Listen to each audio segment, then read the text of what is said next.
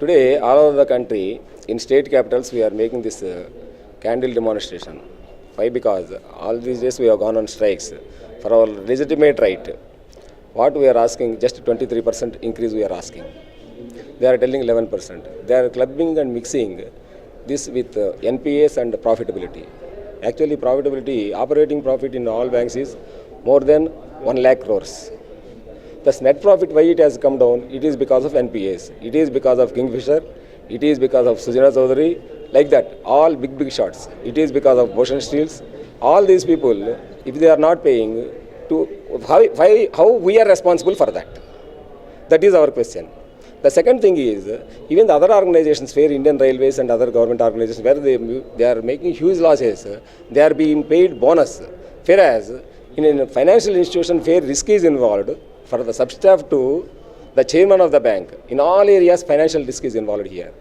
In spite of that, our salaries compared to any other sector, not only IT, any other sector in India is the lowest nowadays. And we are not being compensated properly for the work what we are doing. We are 24-hour, what we have been told is we are 24-hour servants. All the Sundays we have to go to the bank. Particularly offices, all the Sundays we have to go to the bank, and morning 10 o'clock we will come, evening by what time we will reach the house, nobody knows, our family members, they don't know about that. Only information will be given by us. We will be coming by 9 o'clock, we will be coming by 10 o'clock.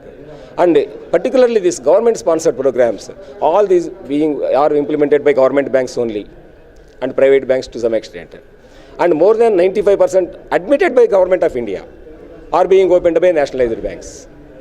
This much service we are rendering to the nation, this much financial risk we are involving, this much burden we are taking, just after 5 years, that our settlement is for every 5 years, not 2 years or 3 years or 4 years. It is for 5 years, and we are asking 23%. Whether it is reasonable or not, people can judge. And even one small incident I will quote. The other day, Chief Labour Commissioner in front of Mumbai, discussions have taken place. The Labour Commissioner has also very clearly told, what you are telling is not correct. They have come down from 25 to 23. You are telling we cannot, you are telling 11. No, you should bargain, you should talk to Finance Ministry officials and you should come back to us.